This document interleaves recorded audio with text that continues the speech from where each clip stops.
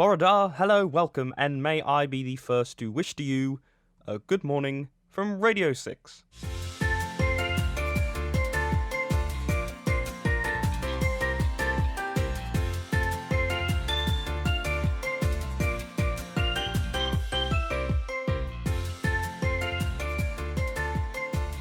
It's a chilly, sunny Tuesday morning here in the coastal town of Aberystwyth in Wales. You're listening to Radio 6. My name is Giles Philips, your host for the morning, and I'm here to help start your day with a spook. Now, to put us apart from the many other breakfast shows we here at Radio 6, thought it would be a bit of fun to have a look into some of the many dark secrets and tales that come from Aberystwyth and the surrounding area. I'm sure that many of you know that Wales is a hotspot for the supernatural, and over the generations these tales have been passed down through families and have become an integral, if not slightly overlooked part of Welsh history. So that is what we're going to be looking at every other week in our fun little breakfast show. We shall roam from the spooky stories that haunt the late-night campfire gatherers to students being scared out of their very skin. I want to explore the unexplained, the unnatural, and, with the help of you at home, finally get some answers to what is truly going on. We're going to be using the stories, the history, and some on-location tours to finally get to know the unknown.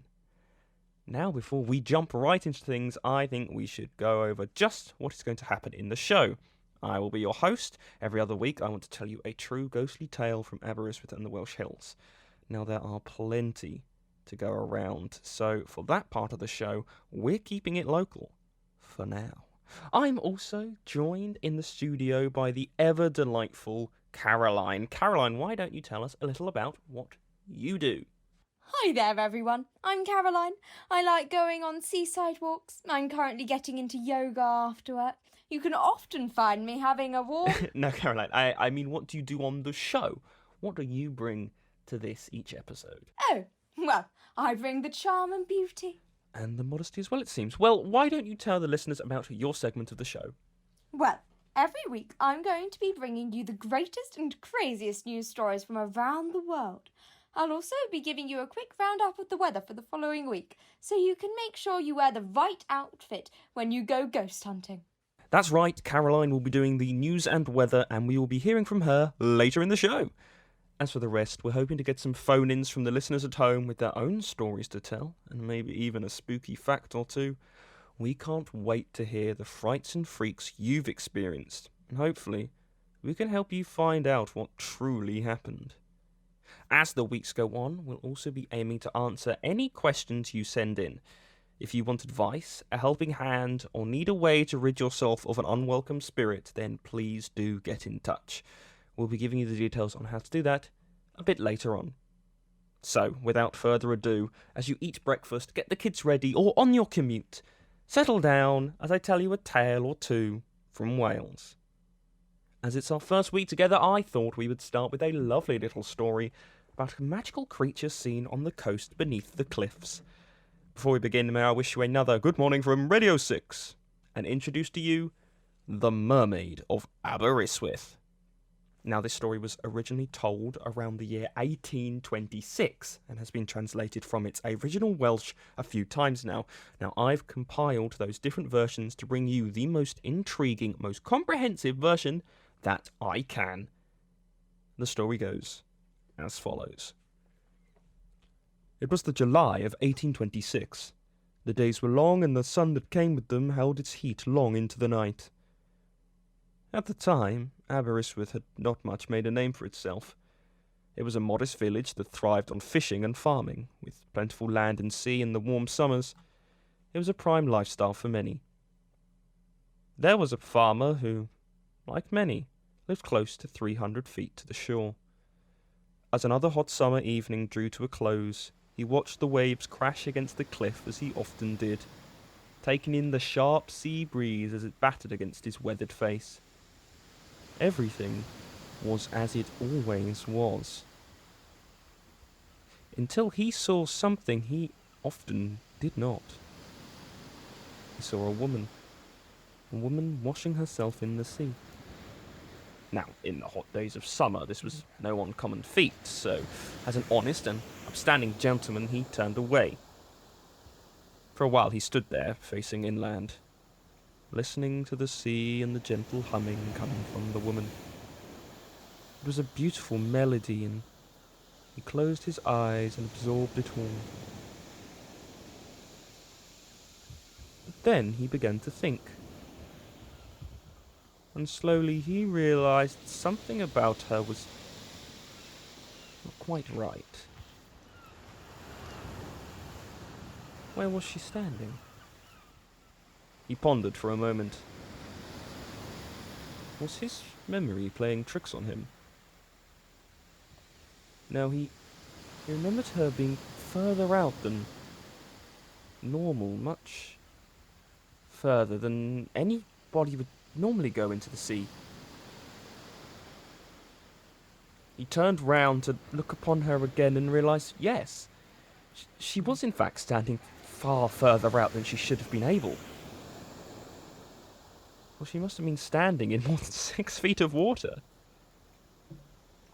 He had to see more. This was, of course, because she was standing somewhere impossible and for absolutely no other reason. He quickly lay on the ground and crept to the edge of the rock face to get a better view. He lay transfixed by her for more than 30 minutes. As the waves continued to rise and fall, he saw that she was in fact not standing at all, but seemed to be sitting on a rock. It would have been impossible for her to get to that rock, though, unless the tide had been exceptionally low. Still, he thought, it would be a marvel for any young lady to stay atop that rock for so long. Only the top half of her was visible, with her legs under the waves. She continued to hum that tune, could make head nor tail of it. However, when she began to sing, it sounded as if it were calling to him. It seemed to pull the rock from under him, so high-pitched it blocked all other sounds. It was both pleasant and the most horrifying thing he had ever heard. He needed to know if he was imagining her. If this truly was real. He crept slowly back to call his family to see this sight. He was desperate to confirm to himself that she was real. After telling them what he had seen, he directed them to go and creep near the rock as he had done.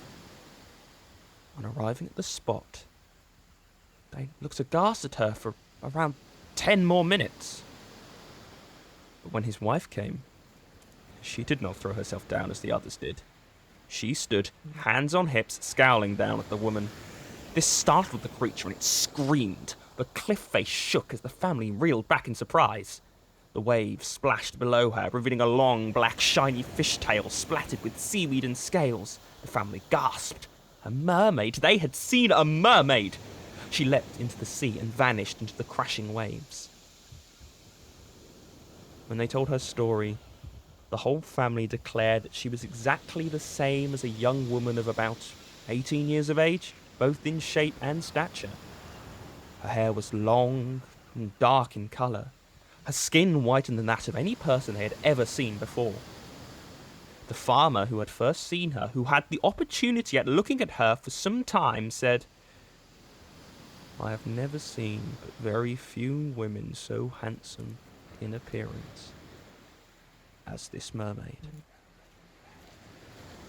Incredible. What a sight that must have been. And what a fantastic tale to start us off with. Now, I am no expert in mermaids, so if anybody has any knowledge of these wonderful creatures, or maybe you've even seen one yourself, please get in touch. You can email us on welcome-to-radio6@gmail.com or use hashtag GMRadio6 on Twitter, and that is the number 6 in both of those cases. You can also use those to send in your questions, so please get on that. Well, I think that's our story for now, so it's time that we go over to Caroline, who has the news and weather for this week.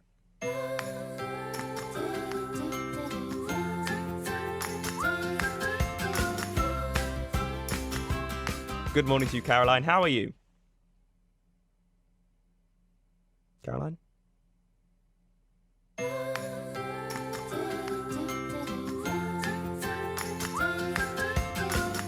Where the hell is she?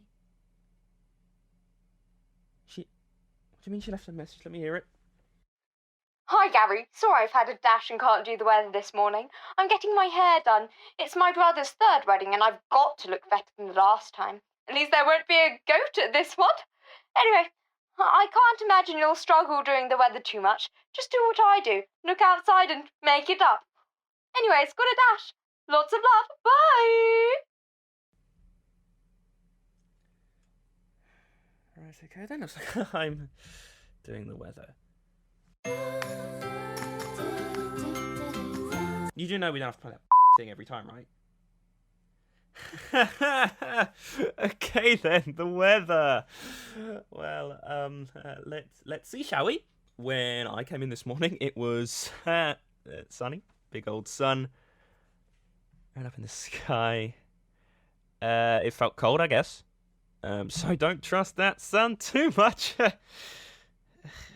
Right now, it's actually rather foggy, actually. Huh. Anyways, I would probably say it would stay like this, and by the end of the day, visibility will be getting worse because it gets darker, and that makes it harder to see. So yeah, that's the weather.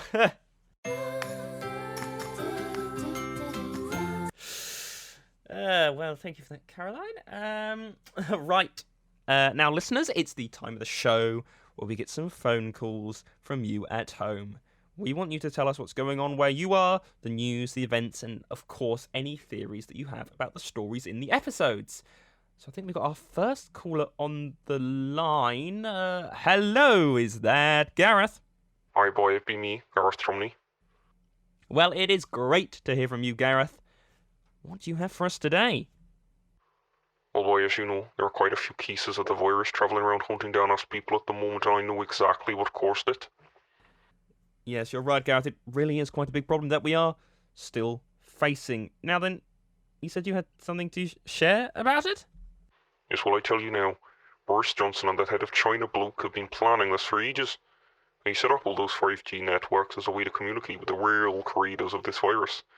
You see, they know who made it, and it gets transmitted to the phone waves and hunts down the people they think will earn the most, so they don't have to pay their pensions.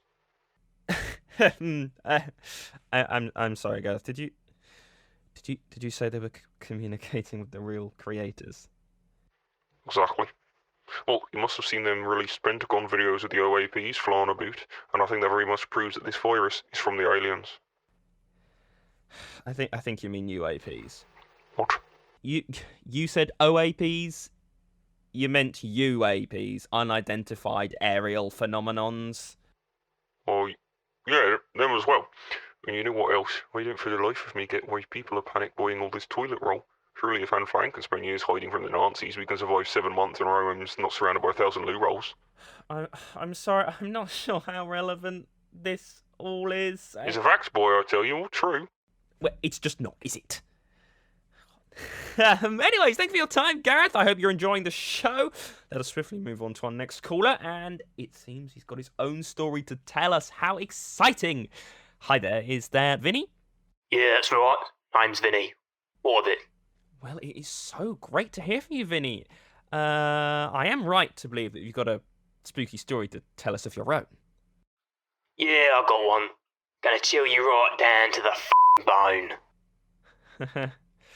Yeah, that's just the sort of thing we're looking for. So, please do go on. Right. So this thing is about moles. They ain't no ordinary moles. Nah. These moles, they aren't impacts. Vast underground networks of tunnels and dugouts. They travel under the cover of darkness, pop out into the blue overworld. Through the mole portals. Mortals, if you will. Any single house dwelling you see could be a portal to the mole realm. Big open pits in the floors. Endless empty darkness. Faint rumblings in the air. Always an upstairs light on.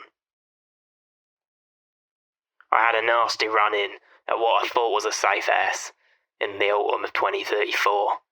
Upstairs light. Yeah, I'm sorry, did you say 2034? yeah, that's when this happened. Do you want me to finish or what? Yeah, sure, please. Go on. Right, so upstairs lights were on. I thought I was safe. It was a f***ing ambush. Up to this point, supplies from our men had been stretched for about a month.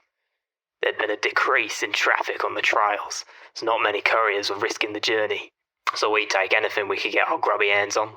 That's when we heard a rumour from a rival pirate faction. They were planning to ransack this one house. And I say house, it was really this big bastard stately home. Untouched since that fateful day in 2020. Supposedly they had a store of bog roll, plenty of it, food too, and a vault. No one had touched the place, because security always seemed to be top-notch. But as I said, the foot traffic on the roads had gone down. Guards had abandoned their post, probably had better offers somewhere down south of the border. I don't blame them. See, the UK as we knew it had changed drastically. We operated in the feudal north. There's a very distinct and heavily fortified border drawn at Milton Keynes. God knows why they kept Milton Keynes, but there we go. Some petty kings had tried to establish themselves, but none ever lasted very long. Some towns of like-minded individuals were set up, just wanting to get by with life as it was in the old days. How naive of them. Anyway, back to the raid at hand. This mansion. We were keen to get there before our arrivals, especially to that vault. We set out on a Thursday night. Well, I call it Thursday, but it could have been any day. You see, the Gregorian calendar, that fell out of fashion around 2025. Not many really liked to keep track of how many days the world had been stuck like this. As we arrived at the estate, just north of Brecon, it was far past midnight, but plenty of time and still sunrise. As per usual, we kept our guard for anything that moved. We dug. Usual checks, holes in the ground, rumblings in the air, the stench. You can smell it from a bloody mile away. Anyway, upstairs lights. That's a little secret I like to think our family assaults is kept close to our chest. Not about to help out any random stranger for nothing.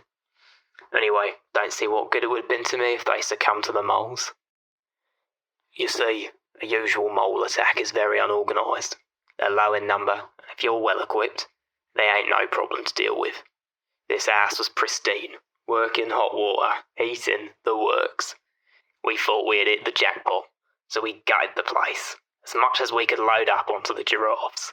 They were a small victory prize from the Chester Zoo raid, along with a well-trained gorilla, Susan, to carry heavy loads.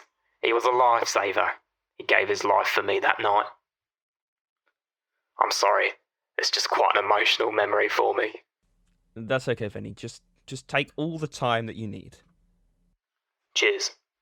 Can I just say something in memory of Susan? Yeah, sure. If that would help. It would. Susan, you were beyond strong. Your luscious fur guided us through many a dark night. This is for you, Susan. Amazing grace, how sweet the sound that saved a wretch like me. Vinny, could we I just... once was lost, but now am found. Jesus Christ. Was blind, but now I see. You done? Rest in peace, Susan. Anyway, to the story. We had just over 2 hours until sunrise. Assumed we could get out and hide for the rest of the day before travelling back to base the following evening. But the thought of that vault was driving us mad. Who knew what treasures could lie within? Gold? Bitcoin? Unopened cereal? I made the call and insisted we keep searching for that vault entrance. My main man, Jordan Brittlemink, could open her up. He had a somewhat obsession with locks that came in handy on many occasions. That night was no different. a floor hatch in the foyer cloakroom that led to a basement, which is where we found the vault. Jordan took just 6 minutes 13 seconds to open her up. That should have been a major red flag. Even he said the mechanism felt loose, as if it'd been tampered with recently. There's no way, I said. We are the first people down here in well over a decade. In fact, I was starting to think we could make this estate our new base of operations. Jordan then told me it was ready. I was eager. I spun the wheel. The hinge made no noise. As I went to pull the door, this faint noise. The noise of scuttling. The nails scratching on the cold, hard concrete foundations. From the darkness inside the circular gap in the wall, hundreds of eyes stared back at us. It was the restless ones in the back making all the noise as they climbed on top of each other. At this point we all knew the code, every man for himself. I'm not sure if my overconfidence had put me into shock, or if I'd always been a bit slow, but my reactions were delayed compared to my team. They had already raced back up the hatch. By the time I even made it to the ladder, the last thing I remember seeing is Jordan's face knowing what he had to do as he closed the hatch on top of me. I'd like to think I gave up a fight, but when I awoke, the scratches across my body suggested otherwise. The moles had taken me. They'd taken me to their lair. I'd heard about their human forms. I'd become cattle for the moles. And then what? What happened next? Well, that's a tale for another time.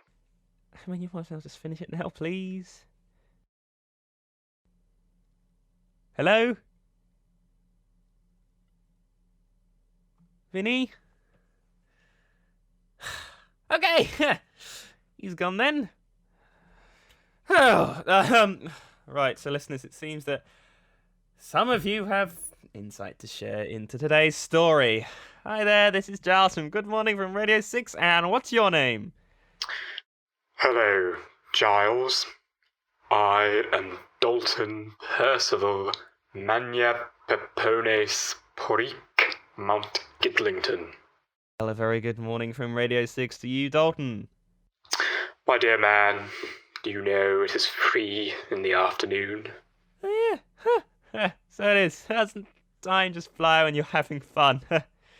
Right. Okay then, Dalton. Where are you calling us from today? My study. Oh, that's lovely. And what's the weather like there at the moment? I'm inside, my dear child. There is no weather. That's just fab, Dalton. So, what do you have to tell us about today's story? Have you any insight into what this mermaid might have wanted? Or have you possibly seen one yourself? Well, I will begin with saying how ill-informed you are. The story is clearly not that of a mermaid, but of something much more sinister. Any fool could see that. Okay then, Dalton. Then what would this sinister creature be then?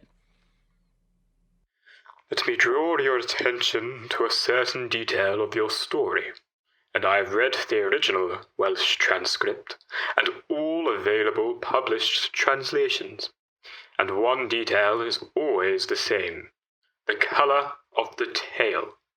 Now, if you look into medieval bestiaries, especially those written in the original Latin script, you will see that mermaids do not have black tails, and I do believe it is preposterous to say that they do. Okay, so if it isn't a mermaid, what is it? I'm getting to that. Please be patient, young man. Another sea creature. Well, really I should say beast, to be correct. Another sea beast, similar to that of the mermaid, is the siren. They're known for their hypnotic-like songs that pulled sailors to their death, and were described as half woman, half bird, with a great big black feathery tail and long talons. However, over time sailors became wary.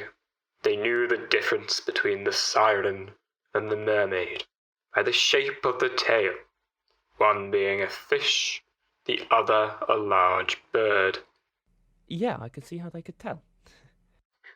The story goes that the sirens, in their rage and hunger for man's flesh, captured a mermaid, cut off its tail, sewed it to themselves. When the tail was cut from the mermaid, it lost its beautiful blue and silver sheen and became a deathly black. From that day on, the sirens would hunt down men.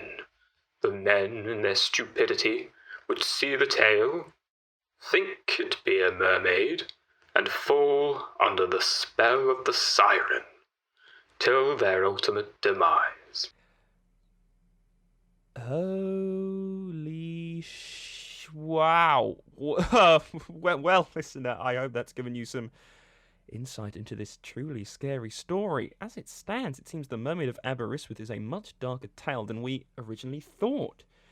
So, Dalton, would you say that maybe Aber has a darker history than many originally thought? Hello, Dalton, are you there? Well, listener, it seems that Dalton has gone, but if you have any Yes, insight... I'm still here. Jesus Christ, Dalton, give a man a warning next time. If you wish for a warning, then I shall give you one. No, not exactly the vibe I was going for there. But okay, Dalton, thanks, I guess. No, don't thank me till you have heard what I have to say. There are many unexplained things that have happened in that small Welsh town over the years, and to you I say be wary. You don't want to anger her.